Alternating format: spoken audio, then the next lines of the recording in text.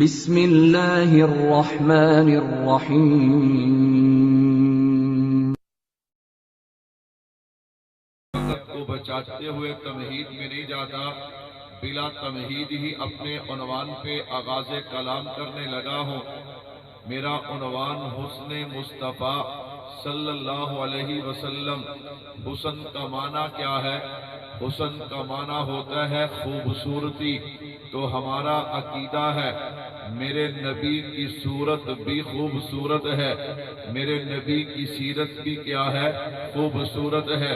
نانا صرف صورت اور سیرت نہیں، اللہ نے میرے محبوب کو جو بھی عطا کیا ہے خوبصورت عطا کیا ہے۔ تھوڑا سا کم کر دیں میرے بھائیوں، توجہ رکھیے گا۔ میں نے کہا حسن مصطفیٰ، حسن کا معنی خوبصورتی۔ اللہ نے اپنے نبی کو جو بھی عطا کیا خوبصورت عطا کیا۔ اگر توجہ ہو میں ایک جھلک دینے جا رہا ہوں تاکہ پتہ چلے علماء دیوبند اپنے نبی کی خوبصورتی کو کیسے مانتے ہیں۔ اگر میں یوں کہہ دوں تو مبالغہ نہ ہوگا۔ اللہ نے اپنے محبوب کو خاندان دیا تو خوبصورت دیا، اللہ نے اپنے محبوب کو قبیلہ دیا تو خوبصورت دیا، اللہ نے اپنے محبوب کو والدین دیے تو خوبصورت دیے، اللہ نے اپنے محبوب کو اولاد دی ہے تو خوبصورت دی ہے، اللہ نے اپنے محبوب کو چہرہ دیا تو خوبصورت دیا، اللہ نے اپنے محبوب کو زلفیں دی ہیں تو خوبصورت دی ہیں، اللہ نے اپنے محبوب کو سینہ دیا تو خوبصورت دیا ہے، اللہ نے اپنے محبوب کو آنکھیں دی ہیں تو خوبصورت دی ہیں، اللہ نے اپنے محبوب کو زبان دی ہے تو خوبصورت دی ہے، اللہ نے اپنے محبوب کو ہاتھ اور پاؤں دیے تو خوبصورت دیے ہیں، اللہ نے اپنے محبوب کو کلمہ دیا تو خوبصورت دیا ہے، اللہ نے اپنے محبوب کو کتاب دی ہے تو خوبصورت دی ہے، اللہ نے اپنے محبوب کو نماز روزہ حج زکوٰۃ جہاد دیے تو خوبصورت دیے ہیں، اللہ نے اپنے محبوب کو علم دیا تو خوبصورت دیا ہے، عمل دیا تو خوبصورت دیا ہے، علم دیا تو خوبصورت دیا ہے، اخلاق دیا تو خوبصورت دیا ہے، اللہ نے اپنے محبوب کو صداقت عدالت شرافت لیاقت ذہانت امامت دی ہے تو خوبصورت دی ہے، اللہ نے اپنے محبوب کو صحابہ دیے تو خوبصورت دیے ہیں، اہل بیت دیے تو خوبصورت دیے ہیں، اللہ نے اپنے محبوب کو امت دی ہے تو خوبصورت دی ہے۔ تبھی تو میں نے عرض کیا حسن مصطفیٰ ہمارا عقیدہ ہے کہ صورت مصطفیٰ بھی خوبصورت ہے، سیرت مصطفیٰ بھی خوبصورت ہے۔ سر سے لے کر پاؤں تک تنویر ہی تنویر ہے، جیسے منہ سے بولتا قرآن وہ تقریر ہے۔ حسن مصطفیٰ کو دیکھ کر سوچتی ہے دنیا وہ مصور کیسا ہوگا جس کی یہ تصویر ہے۔ میرے بھائیو توجہ رکھنا، ایک بات صورت پہ عرض کرنے جا رہا ہوں، ایک بات سیرت پہ عرض کروں گا، پیغام دے کے اپنی بات کو سمیٹ لوں گا۔ توجہ رکھنا، میرے نبی کی صورت کا حسن کیا ہے، اللہ نے آپ کو کیسا حسن و جمال عطا کیا ہے۔ ایک بندہ کہنے لگا، کہتا مولوی صاحب میں گہرائی میں اتر کے نبی کی عظمت کو سنتا ہوں۔ میں نے کہا اگر تو گہرائی میں اتر کے نبی کی عظمت کو سنتا ہے تو آنا، علماء دیوبند کا یہ ادنا سا طالب علم تجھے دعوت دیتا ہے، تخیلات کی دنیا میں میرے ساتھ سفر کرنا، میں تجھے نبی کی عظمت کا جو ٹھاٹھے مارتا سمندر ہے ذرا اس کی گہرائیوں تک لے جانا چاہتا ہوں۔ میرے نبی کا حسن کیا ہے، قرآن کریم کی آیت مبارکہ اور دو احادیث مبارکہ سمجھنا تاکہ نبی کا حسن سمجھ آئے۔ اللہ کے نبی فرماتے ہیں ان اللہ جمیل و یحب الجمال، کیا مطلب کہ اللہ خوبصورت ہے۔ اب توجہ رکھنا میرے تخیل پہ، اللہ خوبصورت ہے اور خوبصورتی کو کیا کرتے ہیں؟ پسند کرتے ہیں۔ اس لیے تو اللہ نے کائنات کی ہر چیز کو خوبصورت بنایا ہے، آسمان کو خوبصورت بنایا، زمین کو خوبصورت بنایا، دن کو خوبصورت بنایا، رات کو خوبصورت بنایا، چاند سورج ستارے خوبصورت بنائے، پہاڑ دریا سمندر خوبصورت بنائے، چرند پرند خوبصورت بنائے، پھل اور پھول خوبصورت بنائے، لیکن ان کو بنانے کے بعد اللہ نے اظہار نہیں کیا۔ لیکن جب انسان کی باری آئی نا، فرمایا لَقَدْ خَلَقْنَا الْإِنسَانَ فِي أَحْسَنِ تَقْوِيمٍ، میں نے کائنات کا ہر انسان جو ہے اسے خوبصورت بنایا ہے۔ توجہ رکھنا، کیوں؟ اللہ خود بھی خوبصورت ہے اور خوبصورتی کو کیا کرتے ہیں؟ پسند کرتے ہیں۔ اللہ فرماتے ہیں اور دنیا والوں، میں نے کائنات کا ہر انسان جو ہے وہ خوبصورت بنایا ہے۔ اللہ نے تجھے بھی خوبصورت بنایا، اللہ نے مجھے بھی خوبصورت بنایا۔ حضور فرماتے ہیں انا حبیب اللہ، میں اپنے اللہ کا حبیب ہوں۔ پوری کائنات انسانی میں فقط ایک میرے محبوب کی ذات ہے جسے اللہ نے اپنا حبیب بنایا ہے۔ اب ذرا توجہ کرنا کہ جس رب نے تجھے بھی خوبصورت بنایا، جس رب نے مجھے بھی خوبصورت بنایا، ذرا سوچ تو صحیح، اس نے جب اپنے حبیب کو بنایا ہوگا کتنا خوبصورت بنایا ہوگا۔ جن کو سمجھ آ رہی ہے وہ کہہ دو سبحان اللہ۔ میں نے کہا تصور تو کرنا، جب اس نے اپنے حبیب کو بنایا ہوگا کتنا خوبصورت بنایا ہوگا۔ کہتا مولوی صاحب بتانا کتنا خوبصورت بنایا ہوگا۔ میں نے کہا میں تو طالب علم ہوں، میں تمہیں بڑوں کے دروازے پہ لے جاتا ہوں۔ حضرت انس بن مالک رضی اللہ تعالیٰ فرماتے ہیں، فرمایا ہر نبی جو دنیا میں آتا ہے وہ صورت کے حوالے سے بھی خوبصورت ہوتا ہے، آواز کے حوالے سے بھی خوبصورت ہوتا ہے، لیکن تمام نبیوں میں اللہ نے آمنہ کے لال کو جو حسن دیا ہے وہ کسی اور کو عطا نہیں کیا، جو عباس مصطفیٰ کو دی ہے وہ کسی اور کو عطا نہیں کی۔ علامہ منابی فرمانے لگے ہر مسلمان کے لیے یہ عقیدہ رکھنا ضروری ہے کہ اللہ نے جو اوصاف جمیلہ محمد مصطفیٰ صلی اللہ علیہ وسلم کو عطا کیے ہیں وہ کائنات میں کسی اور کو عطا نہیں کیے۔ علامہ قرطبی رحمت اللہ علیہ آ گئے، علامہ قرطبی فرماتے ہیں اللہ نے اس کائنات میں اپنے نبی کا سارا حسن ظاہر نہیں کیا۔ کیوں ظاہر نہیں کیا؟ کہا اگر سارا حسن ظاہر کر دیتے کوئی آنکھ مصطفیٰ کو دیکھ نہ سکتی۔ میں نے کہا چلنا حضرت جابر کے دروازے پہ چلتے ہیں۔ حضرت جابر فرماتے ہیں ایک رات 14ویں رات کا چاند اپنی پوری آب و تاب پہ تھا اور میرے محبوب بھی جو ہے وہ مسجد نبوی کے صحن میں آرام فرما تھے۔ آپ نے جناب والا سرخ رنگ کا کرتا، سیاہ رنگ کا کرتا سرخ دھاریوں والا آپ نے پہنا ہوا تھا، عجیب سما تھا۔ ادھر آمینہ کا لال چمک رہا تھا، ادھر 14ویں رات کا چاند چمک رہا تھا۔ میرے دل میں عجیب خیال آیا آج دیکھوں تو صحیح دونوں میں سے خوبصورت کون ہے؟ فرمایا کبھی چاند کو دیکھتا کبھی مصطفیٰ کے چہرے کو دیکھتا۔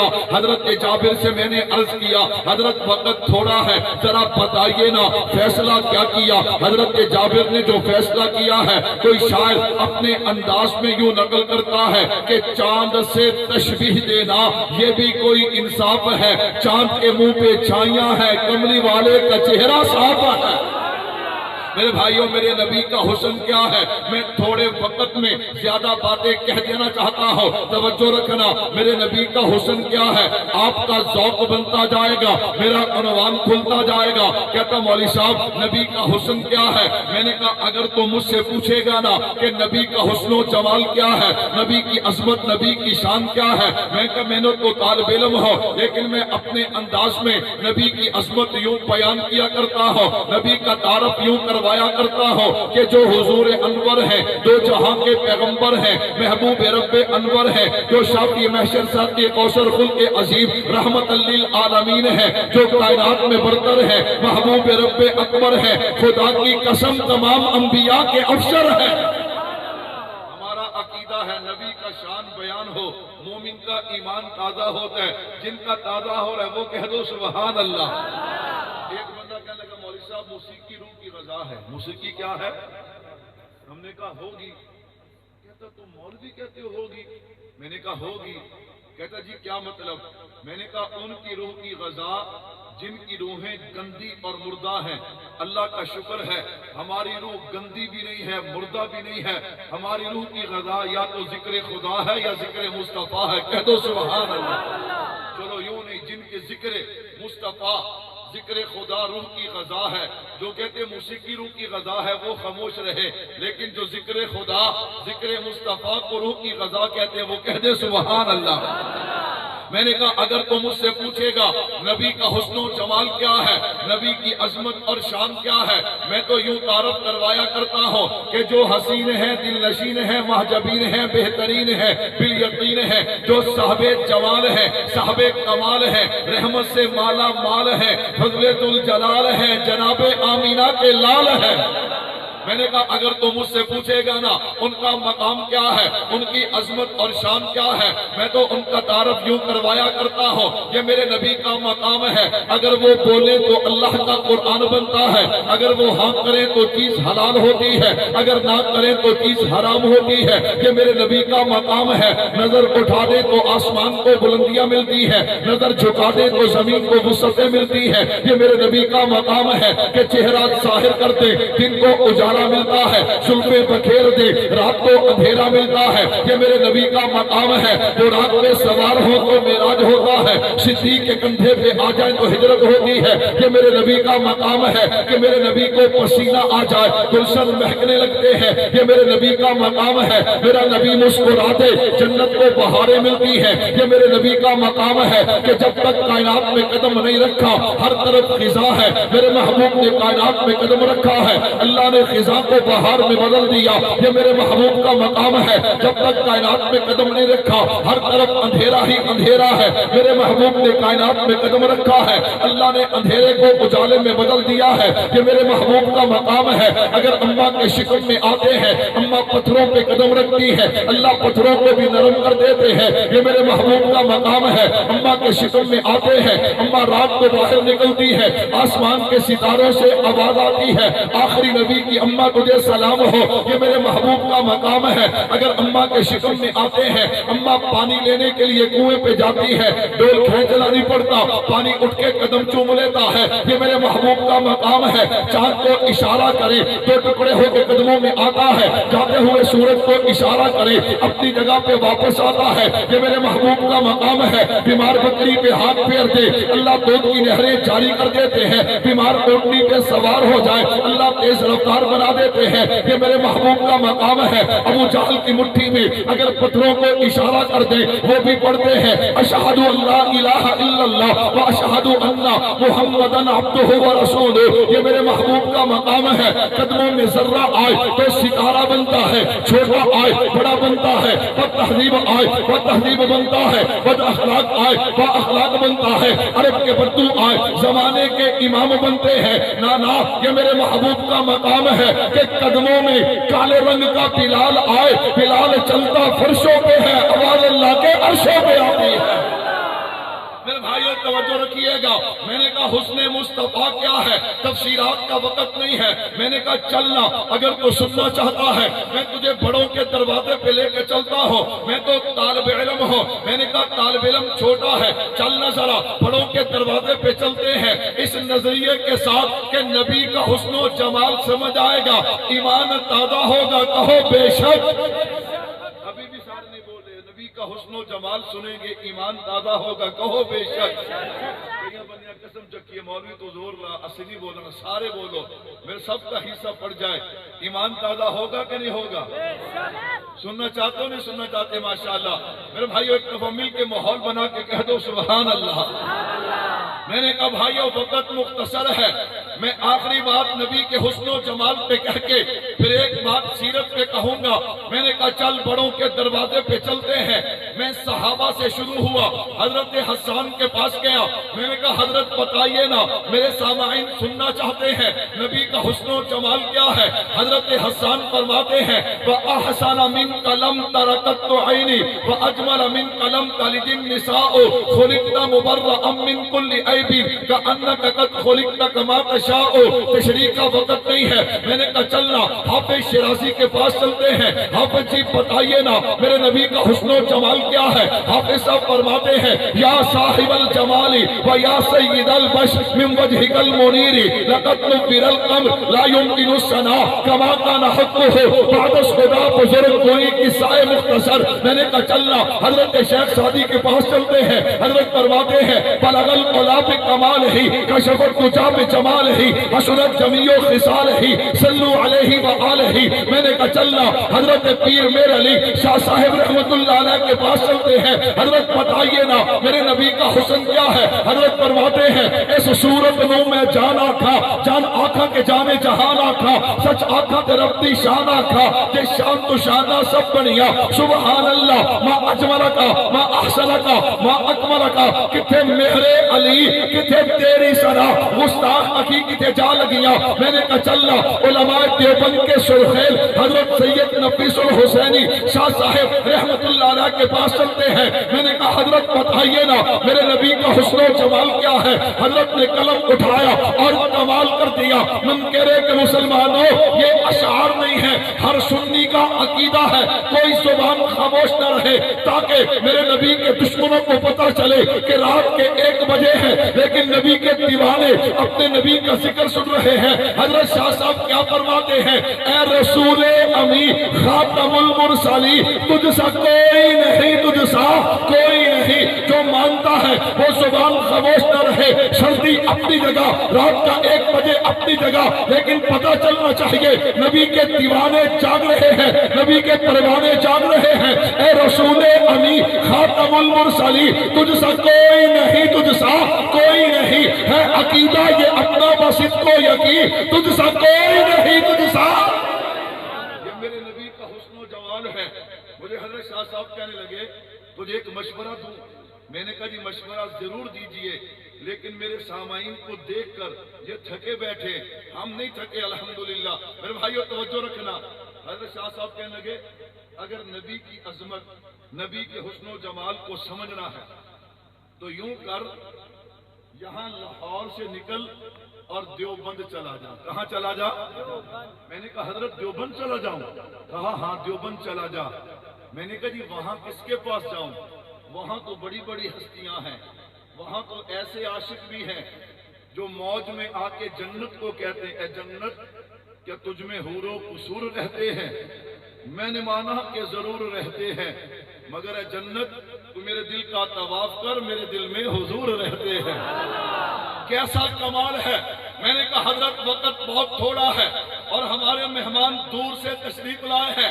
میں کہاں جاؤں کس کے پاس جاؤں کہا حضرت نانوتوی کے قدموں میں چلے جانا میرے بھائی توجہ رکھنا میں حضرت نانوتوی کے قدموں میں گیا میں نے کہا حضرت وقت بھی تھوڑا ہے میں نے منکرے کے مسلمانوں کو نبی کی عظمت نبی کا حسن و جمال نبی کی شان بتانی ہے حضرت نے قلم اٹھایا اور جو خدا کی قسم لکھا نا کمال لکھ دیا حضرت فرماتے ہیں سب سے پہلے مشیت کے انوار سے نقش روئے محمد بنایا گیا پھر اسی نقش سے مانگ کر روشنی اس میں کونوں مکان کو سجایا گیا یہ حضرت نانوتوی کا عقیدہ ہے کہ کائنات کو وجود ملا ہے مصطفیٰ کے صدقے سے ملا ہے مصطفیٰ کے وسیلے سے ملا ہے اگر میرے محبوب نے آنا نہ ہوتا نہ آسمان ہوتا نہ زمین ہوتی نہ دن ہوتا نہ رات ہوتی نہ چاند ہوتا نہ سورج ہوتے نہ ستارے ہوتے تشریحات کا وقت نہیں ہے توجہ رکھنا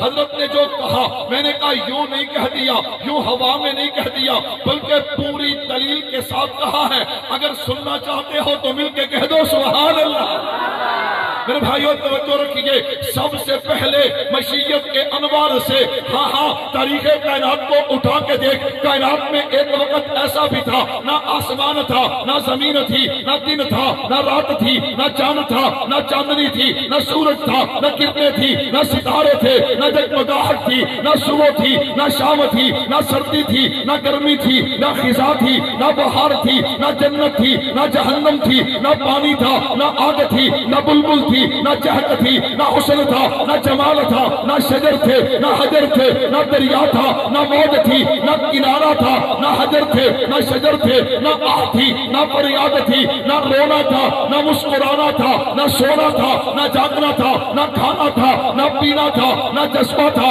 نہ احساس تھا، نہ آدم تھا، نہ آدمیت تھی، نہ انسان تھا، نہ انسانیت تھی، نہ حیوان تھا، نہ حیوانیت تھی۔ غرض کائنات میں کچھ نہیں تھا، اللہ نے سب سے پہلے ایک روح کو پیدا کیا، اول ما خلق اللہ من روح، اس روح کا نام رکھا محمد صلی اللہ علیہ وسلم۔ یہ تابندہ ستارہ کے چمکا کہ سلسلہ چل نکلا، چراغ سے چراغ چلنے لگے، اور دیکھتے ہی دیکھتے پوری کائنات مارز وجود میں آ گئی، سارا جہاں جگمگانے لگا۔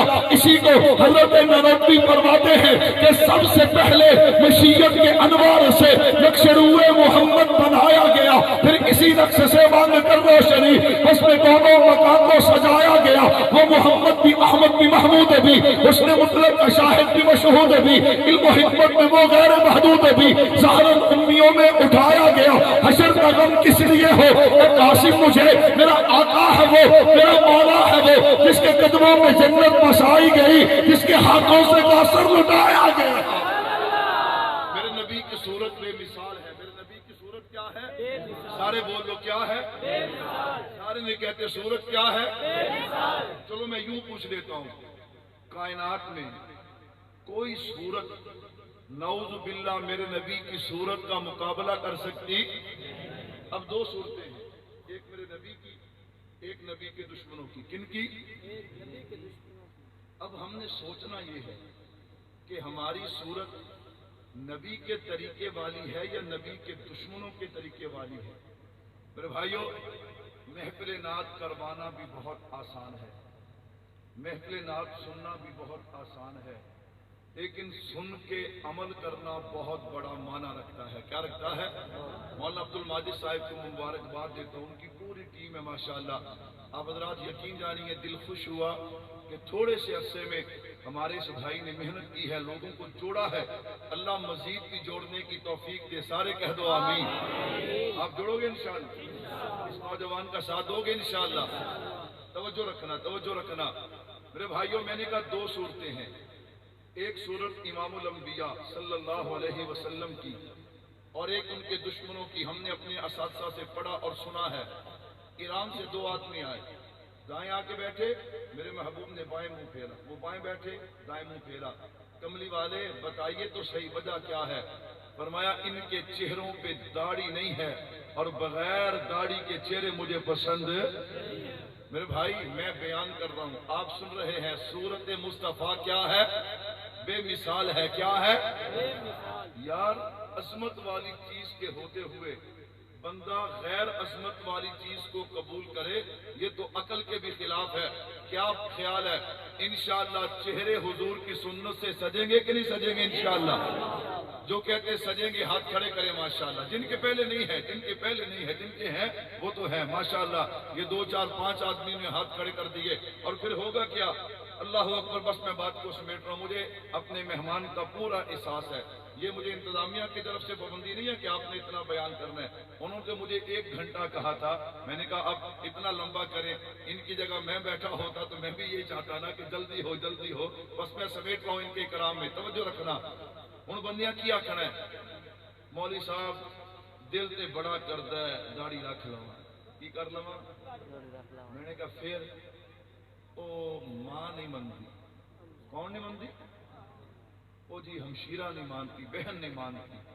میں نے کہا یار سیدھی بات کرنا، یہ نہیں مانتا۔ کون نہیں مانتا؟ کیوں ماں پہ بہن پہ الزام لگاتا ہے؟ میری مائیں بہنیں تو وہ ہیں جو بیٹے اور بھائیوں کو تیار کر کے جوان کر کے محمد کے قدموں پہ قربان کر دیتی ہیں صلی اللہ ہو۔ اس پہ میرے پاس اتنی مثالیں ہیں، اتنی مثالیں، پھر موقع ملا تو انشاءاللہ ضرور سناؤں گا۔ توجہ رکھنا، توجہ رکھنا۔ میں نے کہا بھائی یہ نہیں مانتا، یہ نہیں مانتا۔ پھر میں اور آپ ایک جملہ کہتے ہیں، اللہ کی قسم اگر نبی کی دعا نہ ہوتی ہم پہ اس جملے کی وجہ سے آسمان ٹوٹ پڑتا، ہم پہ زمین گر جاتی۔ کہتا مولوی صاحب کو جملہ کیا ہے؟ جب کسی کو کہنا کہ چہرے پہ سنت رسول سجا لے، آگے سے کیا کہتا ہے؟ مولوی صاحب داڑھی رکھتا لواں میں لگاں گا کداں دا، اللہ اکبر اللہ اکبر۔ اچھا اگر نبی کی سنت اتار کے گندی نالی میں پھینکے پھر تو خوبصورت ہے، اور اگر سنت کو سجا لے پھر تو کیسا لگے گا؟ میں نے کہا خدا کی قسم تو خوبصورت لگے گا۔ تو کیا لگے گا؟ خوبصورت لگے گا۔ آؤ میرے بھائیوں ارادہ کر لیں، آخری چھوٹا سا واقعہ سنا کے میں اپنی بات سمیٹنے لگا ہوں۔ کہنے سے بات نہیں بنے گی، عمل سے زندگی بنتی ہے، جنت بھی جہنم بھی۔ یہ خاکی اپنی فطرت میں نہ نوری ہے نہ ناری ہے، کی محمد سے وفاتوں نے تو ہم تیرے ہیں، یہ جہاں چیز کیا لوح و قلم تیرے ہیں۔ محمد کی محبت دین حق کی شرط اول ہے، اگر اس میں ہو کچھ خامی تو سب کچھ نامکمل ہے۔